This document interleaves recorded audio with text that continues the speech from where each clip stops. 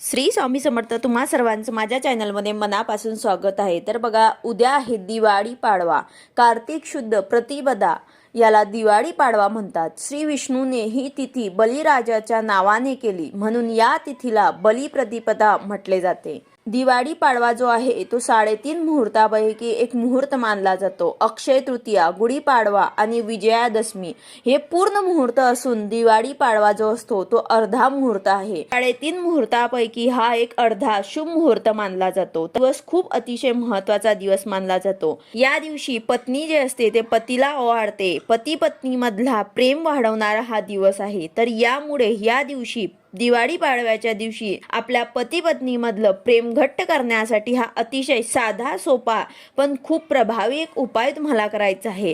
तसेच बली प्रतिपदेला एक वस्तू तुम्हाला दान करायची आहे।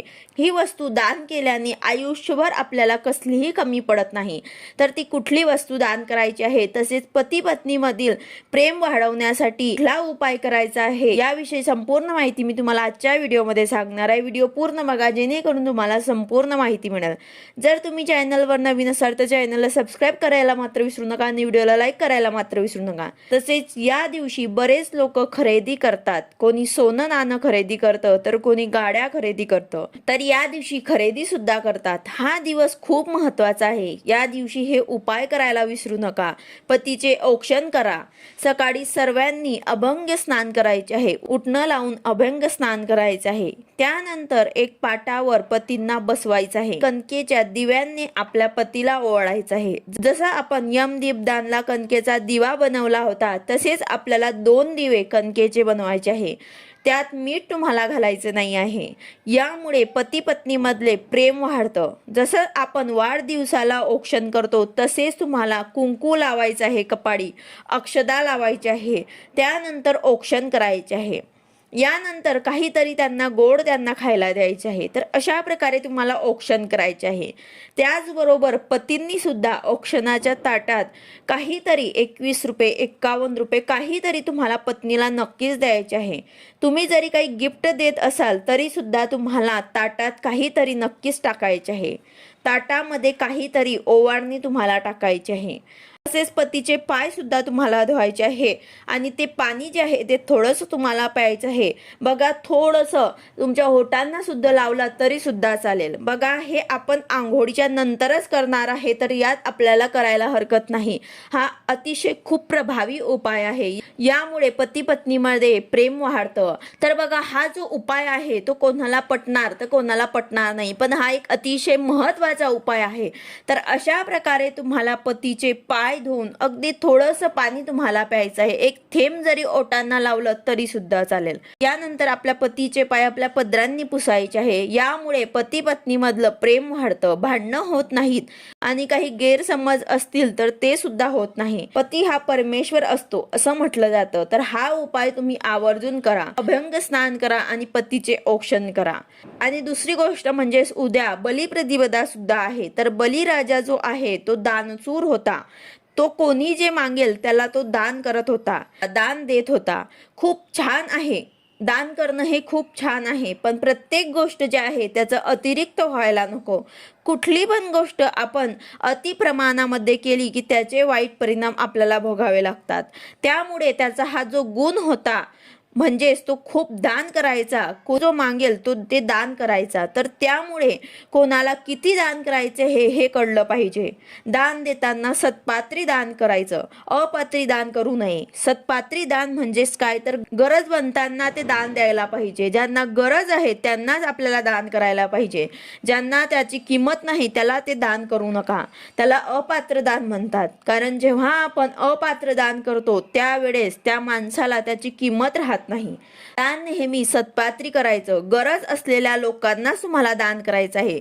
या बलिप्रतिपदेला तुम्हाला जे शक्य होईल ते तुम्हाला दान करायचे आहे। काहीतरी तुमच्या घरामध्ये आता दिवाळीचा फराळ बनवला असेल किंवा मग तुमच्या घरामध्ये जुने काही कपडे असतील ते व्यवस्थित असतील तर ते सुद्धा तुम्ही गोरगरिबांना दान करू शकता। काही आता आपल्या घरामध्ये दिवाळीमध्ये खूप काही पदार्थ बनवले असतात, कपडे असतात, सर्व काही तुम्ही दान करू शकतात। ज्यांना गरज आहे त्यांनाच दान करा। बघा, यामागे बलिप्रतिपदेची एक कथा सुद्धा आहे, तर ते मी तुम्हाला सांगते. बघा, फार पूर्वी एक राजा होऊन गेला. अतिशय पराक्रमी, दानशूर आणि प्रजाहित दक्ष अशी त्याची ख्याती होती. त्याचे नाव बळीराजा. हा भक्त प्रल्हादाचा नातू होता. त्याचे नाव बळीराजा होते. इंद्रप्रस्थ मिळवण्यासाठी त्याने अनेक यज्ञ केले. इंद्रपद हरण झाले तर काय करणार अशी सर्वांना भीती वाटू लागली. श्री विष्णूने यावर युक्ती केली. त्याने बटू वामनाचा अवतार धारण केला. तो बळीराजाच्या दरबारात गेला. वामनाने बळीराजाकडे फक्त 3 पावलापुरतेच जमिनीचे दान मागितले. उदार मनाच्या बळीराजाने ते दान ताबडतोब दिले. परंतु वामनाच्या 2 पावलातच सारे जग व्यापून गेले. 3रे पाऊल पुढे कुठे ठेवणार? शेवटी राजा बळीने आपले मस्तक पुढे केले. वामनाने बलीच्या डोक्यावर पाय ठेवला. भगवान विष्णूने त्याला पाताळाचे राज्य दिले. देवादिकांनी काळजी दूर झाली. इंद्रप्रस्थ सुरक्षित राहिले. श्री विष्णू बळीच्या औदार्यावर संतुष्ट झाले. बळीराजाची सेवा करण्यासाठी भगवान विष्णू त्याचे द्वारपाल झाले. तो दिवस बलिप्रतिपदा. या दिवशी बली व त्यांची पत्नी विद्यावली याचे चित्र काढून त्यांची पूजा सुद्धा केली जाते. तर अशा प्रकारे या दिवसाला बलिप्रतिपदा असे म्हटलं जातं. त्याचबरोबर या दिवशी व्यापारी लोक जे असतात ते त्यांच्या वह्यांचं पूजन सुद्धा करतात.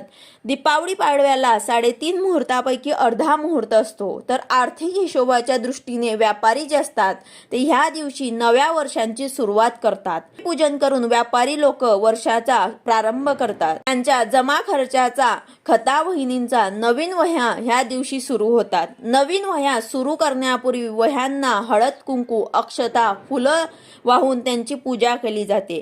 तर अशा प्रकारे दिवाळी पाडव्याचं हे खूप काही महत्त्व आहे. हा खूप अतिशय महत्त्वाचा दिवस मानला जातो. या दिवशी शेतकरी राजा आपल्या शेतामध्ये नैवेद्य सुद्धा दाखवतात.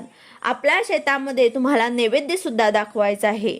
त्याचबरोबर या दिवशी पतीचं औक्षण सुद्धा करायचं आहे. आणि जे व्यापारी लोक असतील त्यांनी नव्या वह्यांची पूजा करून त्यांच्या नव्या खात्याला सुरुवात करायची आहे. तर अशा प्रकारे आपण उद्याचा दिवाळी पाडवा जो आहे तो साजरा करायचा आहे.